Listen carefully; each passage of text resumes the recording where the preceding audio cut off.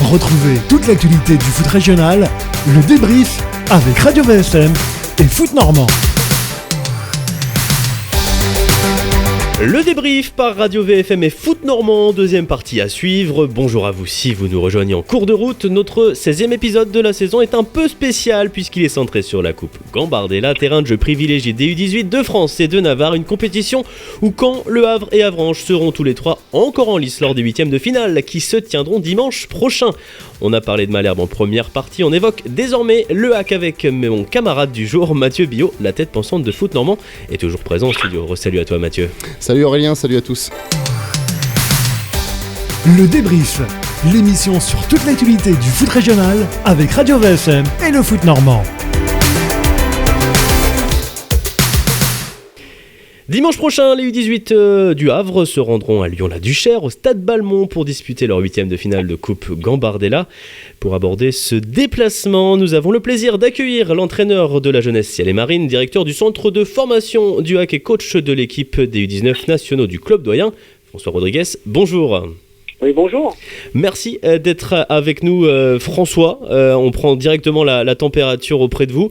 C'est quoi l'état d'esprit avant d'aborder un huitième de finale de Coupe Gambardella ? Dans un premier temps, on va tous se réunir à partir de demain, puisque vous savez que entre les garçons qui évoluent avec la réserve, les garçons qui sont en 19, voire des garçons qui sont avec les 17, c'est une semaine un petit peu particulière. Donc c'est une semaine où tout le monde va se réunir afin d'aborder cette rencontre de dimanche prochain. Voilà. Oui, parce que donc du coup, si on comprend bien, François, forcément, c'est des garçons qui s'entraînent peut-être habituellement dans des groupes d'entraînement différents. Certains avec la réserve, avec Mika Le Baillif en N3, certains avec toi en U19, et puis peut-être que tu as même 2-3 jeunes qui sont en U17, je ne sais pas, mais c'est un peu ça l'idée du coup, quoi. Oui, parce qu'on a, comme tu l'as évoqué, on a des garçons qui sont nés en 2005, sur lequel on mise beaucoup d'espoir. C'est une génération importante pour nous et qui, comme tu l'as aussi mentionné, est en mesure de jouer à la fois sur les trois catégories U17, U19, voire réserve, puisque le petit MCK évolue déjà avec la réserve. Il était d'ailleurs ce week-end, il était titulaire avec la N3, je crois, contre Évreux. Entendu, c'est exactement ça. Ouais. On rappelle pour la particularité de la Gambardella, encore une fois, comme on l'a dit dans la première partie, mais pour ceux qui n'écouteraient, les supporters ciel et marine, qui n'écouteraient que cette partie-là, la particularité de la Gambardella, c'est que c'est réservé aux U18 cette année, et donc forcément, il y a des garçons qui peuvent jouer en championnat U19, mais qui ne peuvent pas jouer en Gambardella U18. Donc voilà, pour c'est l'exclusion des 2003, en fait. c'est ça. Malheureusement pour eux, on rappelle aussi que la Gambardella n'a pas eu lieu les 2 dernières saisons. Il y a 2 ans, elle n'a pas été au terme à cause de la crise sanitaire. Et la saison dernière, elle a carrément et purement été annulée. Ouais, tout simplement. Alors François, c'est un rendez-vous forcément d'importance. C'est un huitième de finale. Comment on prépare les joueurs à cet événement, si besoin est de les préparer? Je parle évidemment du plan mental et de la motivation. C'est important effectivement, puisque on sort complètement du contexte entre guillemets formation, même si pour eux on les attend un petit peu au tournant, parce qu'ils doivent et ils devront dans quelques jours affronter aussi toutes leurs émotions, parce que vous savez, il y a une forme de pression qui s'installe. On rentre en huitième, vous l'avez également mentionné, une porte pour l'écart, ça se présente pas tous les jours comme ça, donc forcément on va se préparer d'une façon un petit peu différente, et on va rentrer dans un contexte de groupe professionnel, où là les joueurs vont se retrouver à travailler toute la semaine ensemble, un groupe qui va être constitué de 20 joueurs, dans lequel on va instaurer aussi une forme de concurrence, parce que il va falloir aussi gagner sa place sur le terrain, mais aussi dans le groupe. Et à partir de là, on va rentrer dans un contexte où on va être plus dans l'observation de l'équipe. On va essayer de mettre en place des stratégies. On va essayer d'analyser l'adversaire de façon un petit peu plus pointue. Et puis aussi à évoquer avec les joueurs tout ce qu'on pourra mettre en place pour, espérons, s'offrir un quart de finale à la maison. Voilà. C'est l'objectif. On va juste rappeler que pour en arriver là, donc vous avez battu Chantilly, qui était une formation de R2 au premier tour, fédéral, 7-0. que vous êtes imposé en région parisienne, à Torcy, qui est une référence en matière de jeunes et de formation en région parisienne, qui est d'ailleurs, leur équipe est U19, évolue au plan national. Vous avez gagné 4-1. Et forcément, il y a ce match dont on a beaucoup entendu parler au tour précédent, en 16e de finale. Cette victoire contre le PSG, dans une cavée verte pleine à craquer, comme rarement on l'avait vu ces dernières années. 1-0, on en a beaucoup entendu parler. Qu'est-ce qu'il en reste de ce match C'était il y a 2 semaines. Qu'est-ce qu'il en reste de ce match, François ? Entre-temps, il y a eu des matchs de championnat où on est rentré dans une formule formation, où les joueurs se sont un petit peu dispersés à droite et à gauche, comme vous l'avez, on l'a évoqué précédemment. Qu'est-ce qu'il en reste ? C'est déjà beaucoup de fierté par rapport au match que les joueurs ont réalisé et à quel niveau ils ont élevé leur niveau et le curseur. Donc il va falloir absolument, parce que on évoquera peut-être l'adversaire de dimanche, mais c'est pas parce qu'on a battu le Paris Saint-Germain devant notre public, on peut le dire, sur ce match on était vraiment soutenu par le 13e homme. On va se retrouver dans un contexte complètement différent. Mais quand on bat le Paris Saint-Germain chez soi, compte tenu de la qualité de cet adversaire, on se doit d'avoir aussi des ambitions. Et ce n'est aucunement prétentieux de dire que à partir du moment où on a réalisé ce type de performance, avec l'engagement que les joueurs ont mis, avec le degré d'investissement, si on était amené à craindre cette équipe de Lyon, il y a des choses que je ne comprendrais pas. Donc moi, ce que je souhaite absolument, c'est que le niveau d'investissement, la motivation et surtout ce qui a dégagé de cette équipe soit de nouveau présent dimanche contre Lyon-Duchère. Maintenant, le football n'est pas une science infuse. On se doit en tout cas de tout faire pour passer le tour. On a bien sûr confiance en cette équipe qui a montré beaucoup de bonnes choses contre le Paris Saint-Germain. Maintenant, c'est un autre match, un autre contexte, une autre équipe, une autre organisation. On doit se mettre au niveau pour passer ce tour. On se doit de tout faire pour passer ce tour. Voilà. Avant de revenir un peu plus en détail sur le 8e de finale justement contre Lyon-Duchère, je voulais juste te demander forcément, quand on met PSG, quel que soit le domaine d'ailleurs, dans un sujet, ça prend une connotation nationale. Tu es bien placé pour le savoir, parce qu'on rappelle qu'avant de revenir au Havre, où tu avais déjà officié, tu as été éducateur au PSG, notamment sur la catégorie U19 d'ailleurs, où tu avais atteint une finale de Youth League, la Ligue des champions des jeunes, si je me trompe pas. Oui, c'est exact. Voilà. Là, on a vu quand même que depuis votre victoire, on voit quand même quelques articles poindre à droite, à gauche, mentionnant l'intérêt supposé de certaines équipes pour certains de vos jeunes. On va dire que je pense que le travail des représentants et des agents fonctionne à plein pot dans cette période. Est-ce qu'il y a aussi ce paramètre-là un petit peu à gérer, parce que forcément, ça peut peut-être un petit peu perturber vos jeunes qui voient des intérêts X ou Y. Est-ce que c'est à prendre en considération, ou vous essayez de mettre ça vraiment de côté ? Là, c'est ma deuxième casquette que tu évoques, c'est celle de directeur du centre. Donc, c'est pas non plus un scoop ou quoi que ce soit. Me défausser un petit peu du débat. C'est vrai qu'on a quelques garçons qui sont répertoriés. On sait qu'on a aussi des garçons de qualité, des garçons qui ont un avenir, je dirais, bien tracé pour le haut niveau. Maintenant, on doit aussi leur faire prendre conscience que redonner à leur club formateur est aussi quelque chose d'important, et que on essaye d'établir un état de confiance entre les agents qui sont des incontournables, les joueurs, les familles, et puis le club. Et il faut aussi mentionner qu'on a la chance d'avoir au Havre un manager général qui fait jouer les jeunes. Et je pense qu'aujourd'hui, le jeune au Havre, même s'il a du talent, il sait que tôt ou tard, il sera amené à jouer avec l'équipe première si bien évidemment, il continuait à performer. Voilà. Ça, c'est important de le savoir. Voilà. Parce que c'est pas toujours le cas. Et donc, aujourd'hui, les garçons que tu évoques, on les a déjà rencontrés. Ils savent qu'il y a un vrai projet sportif qui leur a été proposé. Maintenant, effectivement, c'est une question de confiance. J'espère que demain, ces joueurs qui ont été ciblés seront en mesure de signer dans notre club et surtout de renforcer notre équipe première. Ouais, s'ils regardent ces jeunes dans le rétroviseur, ils pourront constater qu'il y a eu des parcours au Havre ces dernières années. Alors ça commence à dater, les vraies grandes épopées. 2 demi-finales de suite, Mathieu, 2008-2009, avec des noms qui avaient participé à ces éditions de la Gambardella. Je te laisse en citer quelques-uns. Des garçons qui sont devenus professionnels. Il y en a un d'ailleurs en 2008 qui est toujours dans le club, un des emblèmes un petit peu du HAC, Jean-Pascal Fontaine. Mais on avait aussi des garçons comme Jean Armelec Canabillic, Florent Hanin qui évolue aujourd'hui au Paris FC. Bon, le HAC après c'est un club formateur depuis des années, des décennies même on pourrait dire. Mais voilà, il y a de quoi, il y a des exemples à suivre pour cette nouvelle génération estampillée 2022 du HAC. Oui, tout à fait. On a une génération 2005 et 2004 qui est cohérente. Maintenant, ce que je retiendrai surtout, moi, c'est la force de cette équipe qui a été dégagée contre Paris. Et ça, c'est ce qui m'a plu. C'est-à-dire qu'aujourd'hui, on n'était plus dans la prestation individuelle pour se montrer à travers, je dirais, des observateurs qui étaient présents à la Cave Verte. Tu l'as mentionné. Et moult clubs européens étaient présents. Mais ce qui m'a plu, c'est que tout le monde a mis ses qualités au service du collectif et on a dégagé une vraie force qui a, je dirais, presque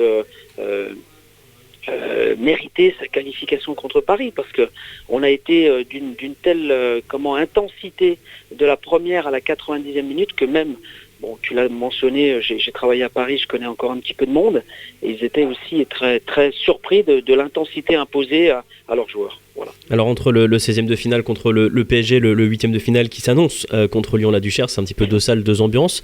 Cette Coupe Gambardella, on peut le rappeler Mathieu, c'est une compétition qui mélange, comme la Coupe de France, les clubs professionnels et les clubs amateurs. Lyon-Duchère n'est pas un club professionnel. François, Le Havre arrive avec une étiquette de favori, en tout cas c'est de l'extérieur, on le voit comme tel. Est-ce que c'est pas le danger immédiat finalement pour les jeunes joueurs ? Je suis tout à fait d'accord avec toi. On se retrouve dans une étiquette qui est complètement différente du tour précédent. Il faut quand même remettre un peu le contexte sur ce club de Lyon-Duchère, et d'une part parce que la région Rhône-Alpes fournit d'excellents joueurs de football. On le voit à travers l'OL, mais aussi Saint-Etienne, qui sont 2 clubs références en termes de formation, et que les joueurs qui passent à travers les mailles sur ces 2 grands clubs qu'on vient de citer sont souvent happés par ce club de Lyon-Duchère. Et globalement, vous regardez les championnats, ils sont toujours bien placés. Et pour avoir déjà pu observer cette équipe, je peux vous garantir qu'il y a des joueurs qui mériteraient être déjà dans des centres de formation. Donc j'ai envie de les comparer un petit peu comme on l'a dit tout à l'heure à ce club de Torcy, parce qu'à Torcy il y avait aussi, c'est un peu le contexte, on va se retrouver dans la même configuration avec, je pense, un schéma de match quasiment identique. Je vous rappelle quand même qu'à Torcy, à 10 minutes de la fin, il n'y avait que 2-1 pour le Havre, et qu'on a subi une forte pression à ce moment-là. Donc c'est pour ça que, si vous voulez, bien sûr qu'on va y aller avec le titre de favori, mais moi on doit l'assumer. Vous l'avez dit, il faut qu'on y aille comme ça. Maintenant, respectons cette équipe, mettons en place les mêmes valeurs que doivent se dégager d'un sport collectif comme le football, et puis après on verra. Mais en tout cas, il faut qu'on respecte cette équipe et qu'on soit très très vigilant à leur talent parce qu'ils ont des joueurs de qualité. Voilà. François, en point de vue logistique, forcément, c'est un déplacement à Lyon, c'est pas anodin. Est-ce que vous partez la veille? Est-ce que vous partez le jour même? Comment ça se passe un petit peu? On va partir la veille. On a décidé, on va réunir les garçons samedi matin, pour tout te dire. On va faire un petit entraînement à la Cave Verte. Derrière, on va prendre le bus jusqu'à Paris et prendre le TGV jusqu'à Lyon. Et on va faire la même chose après le match dimanche soir. Et on se met, comme je te l'ai dit, dans un contexte de match de haut niveau, de joueurs professionnels. On part la veille. Oui, c'est un choix du club. Ouais, donc c'est la Gambardella, c'est l'aventure aussi de tout un club. C'est pas seulement 20 jeunes qui partent avec leur éducateur. Ça demande des moyens. Le club met des moyens aussi à disposition de cette équipe-là pour aborder ce rendez-vous dans les meilleures dispositions possibles. Oui, c'est exactement ça. Et puis forcément, tu l'as dit, il se crée une ébullition au sein du club. Les présidents sont très attentifs à ce qui se passe. Le manager, comme on l'a évoqué tout à l'heure. Donc oui, faire un parcours en Gambardella, c'est toujours très intéressant, à la fois pour la formation, c'est la vitrine, toujours, et puis à l'intérieur du club, ça fait toujours plaisir à nos dirigeants qu'on puisse évoquer les joueurs, l'équipe et le club.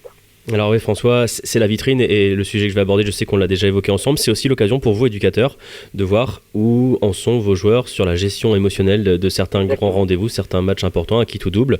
C'est aussi important de voir comment ils se positionnent sur ce plan-là. Exactement, parce que moi c'est le facteur le plus important. Vous savez, quand ils vont devenir professionnels dans quelques années, dans quelques mois pour les plus précoces, on va leur demander de gagner. Au-delà de la prestation, comment on a bien joué, on n'a pas bien joué, le football professionnel demande des résultats et être compétitif, et on doit en faire des compétiteurs. Et on sait qu'on a des joueurs de talent, voilà, comme beaucoup il y a en France, mais ceux qui parviendront à franchir le dernier palier, c'est le palier émotionnel, c'est le palier où ils doivent rehausser leur niveau de jeu pour le week-end, et ça c'est important. C'est pour ça que on a commencé cette année, et ça va être pérennisé je pense l'année prochaine, optimiser la performance avec un accompagnement mental sur ces nouvelles générations qui je pense en ont besoin. On a de moins en moins je trouve de joueurs avec une certaine grinta qu'on avait il y a quelques temps. Donc je trouve personnellement qu'on doit développer ça au sein de notre formation française, et en tout cas moi j'ai constaté qu'au Havre, ce qui était une des valeurs essentielles sur mon premier passage avait été un petit peu délaissé pour évoquer une forme de beau jeu, mais n'oublions pas que avant tout le sport de haut niveau c'est être compétitif et avec des compétiteurs. Voilà. Et si on rebondit un petit peu sur ces propos-là, qu'est-ce qu'on met en place concrètement au HAC, au centre de formation, pour travailler cet aspect mental ?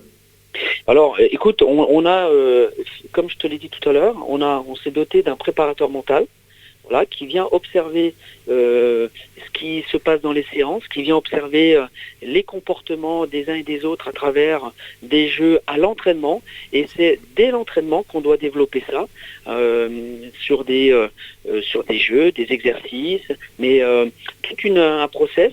Et puis aussi demain, il faudra aussi qu'on développe aussi les profils des joueurs qu'on veut recruter, parce que des fois on fait du recrutement en observation sur un terrain, mais on connaît pas la personne. Et je pense qu'il est important, lorsque le joueur correspond techniquement à ce que l'on souhaite, sur le niveau footballistique, il est important de creuser un petit peu et de connaître le personnage, l'homme, l'adolescent, l'homme qu'il sera plus tard, à travers, je dirais, une identification de cette personne. Je pense que c'est important aujourd'hui, et en tout cas, nous, de notre côté, on est persuadé que cette étape doit nous faire franchir un cap aussi pour améliorer notre formation. Bon, pour vous revenir un petit peu à ce match, ce huitième de finale de Gambardella, c'est aussi un rendez-vous particulier pour toi, François. On a dit, tu as déjà atteint une finale de Youth League avec le PSG, il y a eu des titres, je crois, en championnat de France, mais la Gambardella, c'est pas une compétition qui t'a souvent réussi jusqu'à présent, vraiment. Dans ton long parcours d'éducateur, qui t'a aussi mené du côté du Stade Malherbe. Donc du coup, c'est aussi un petit rendez-vous un petit peu particulier pour toi. C'est tout à fait, tu as raison de le mentionner. J'ai eu la chance d'avoir des équipes et des promotions exceptionnelles à Paris qui m'ont fait gagner des titres nationaux en U19 et en 17. Une finale de Youth League. À Caen, j'ai eu aussi des très bons joueurs, mais j'ai jamais réussi à faire un grand parcours. Écoute, on ne sait jamais. C'est peut-être la bonne année. En tout cas, sache que pour ma part, je suis très motivé. J'essaie de transmettre des valeurs importantes à travers toujours notre projet de jeu, parce qu'on ne doit pas en démordre. Mais le plus important, c'est que je sais que si on arrive à maintenir le niveau d'intensité que l'on a mis lors du match contre Paris, on a de fortes chances de passer. Maintenant, c'est là où je les attends, les garçons au tournant. Mais pour revenir à ta question au préalable, oui, effectivement, pour l'instant, la Gambardella et moi, c'est pas une histoire d'amour, on va dire, puisque on est sur la Saint-Valentin, donc j'en profite pour en glisser ce petit mot. Voilà. Avant de clore le chapitre Havrais, Mathieu, tu seras au stade Océane ce soir pour la rencontre entre les Ciels et Marines et le SC Bastia. Est-ce que c'est précipité de dire que la victoire est impérative face aux Corses pour croire encore au barrage ? Moi, j'aime pas trop ces mots impératifs, sauf quand il s'impose vraiment au sens premier du terme. Voilà, le HAC a la possibilité, en s'imposant ce soir contre Bastia, de revenir à un point de la 5e place qui est détenue aujourd'hui par Auxerre. Derrière, il reste à 14 journées, donc il n'y a rien d'irrémédiable, mais forcément... on va dire que Auxerre n'a pas une moyenne de points exceptionnelle depuis le début de l'année 2022. C'est aussi un petit peu le cas du HAC. Et donc voilà, c'est une opportunité de recoller et de se donner le droit d'avoir une fin de saison palpitante. Voilà, c'est une opportunité, c'en est une. Faut pas trop en gâcher. Il y a certainement encore des cartouches d'ici la fin de saison. Mais forcément, une petite victoire, puis ça donnerait un bon exemple à suivre pour les jeunes joueurs de François pour dimanche prochain. Ouais, des Havrais qui jouent après un week-end assez favorable, nulle surprise d'Auxerre contre la Lanterne Rouge Nancy et le revers assez inattendu d'Ajaccio à domicile contre Guingamp. Voilà qui met fin à cette partie sur le Havre. François Rodriguez, on vous souhaite d'ores et déjà un bon déplacement à Lyon. Merci d'avoir été notre invité. Non, c'est avec plaisir toujours d'évoquer la formation, qu'elle soit normande ou nationale. C'est toujours des sujets qui m'intéressent, donc c'était un plaisir pour moi d'être avec vous sur cette fin de matinée. Eh bien, bonne chance à vous et à vos joueurs. Quant à nous, on se retrouve après une courte pause pour la 3e et dernière partie de ce débrief consacrée à l'invité surprise de ces 8e de finale côté normand, l'US Avranches, Mont-Saint-Michel. Le débrief, c'est l'émission pour tout savoir sur le foot régional avec Radio VFM et Foot Normand. Et c'est le lundi soir à partir de 18h15.